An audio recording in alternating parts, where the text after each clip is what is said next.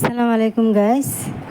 আজকে রান্না করব পাঙ্কাশ মাছের মাথা নতুন আলু দিয়ে। তার জন্য নিয়েছি ধনেপাতা, কাঁচামরিচ আর পেঁয়াজ কুচি আর হলুদের গুঁড়ি, মরিচের গুঁড়ি, সব রকম মশলাপাতি থাকছে। তো পাতিলে তেল দিয়েছি, তেলটা গরম হয়ে আসছে। এখন পেঁয়াজ কুচিটা ভেজে নিচ্ছি। দিয়ে দিচ্ছি 1 চামচ পরিমাণ হলুদের গুঁড়ি, দিয়ে পেঁয়াজটা নাড়াচাড়া করে ভাজি করে নিচ্ছি। হলুদটা আগে দিচ্ছি তরকারি খাওয়াটা সুন্দর আসার জন্য। এখন অল্প পানি দিয়ে দিলাম মশলাটা কষানোর জন্য।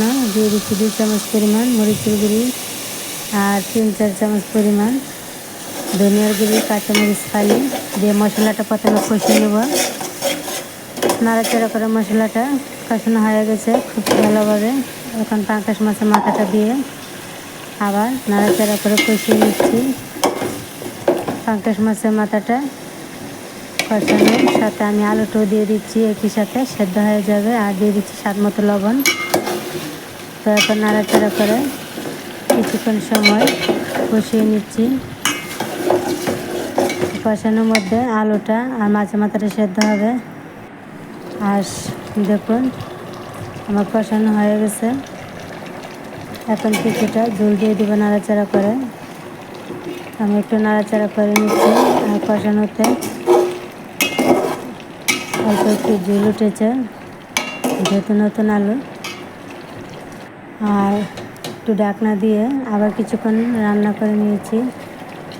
তো আমি মধ্যে ঝোল দিয়েছিলাম, তো সেটা স্কিপ হয়ে গেছে কোনোভাবে। এখন ধনেপাতাটা দিয়ে আবার নাড়াচাড়া করে নিচ্ছি।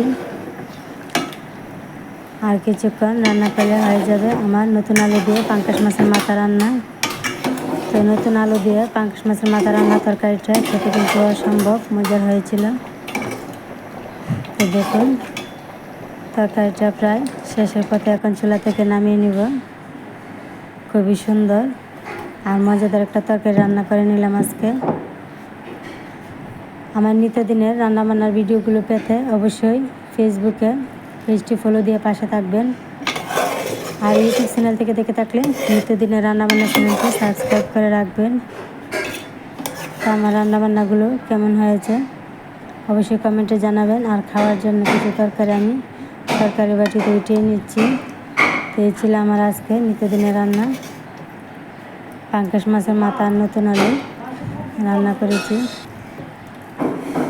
আজকে পর্যন্তই। সবাই ভালো থাকবেন। আর আমার নিত্য নতুন রান্না পেতে বেল বাটনটি অন করে রাখবেন। আর ইউটিউব চ্যানেল থেকে দেখে থাকলে নিত্যদিনের রান্নাবান্না চ্যানেলটি সাবস্ক্রাইব করে পাশে থাকবেন নিত্য নতুন রান্না পাওয়ার জন্য। আজকে পর্যন্তই। সবাই ভালো থাকবেন। আল্লাহ হাফেজ।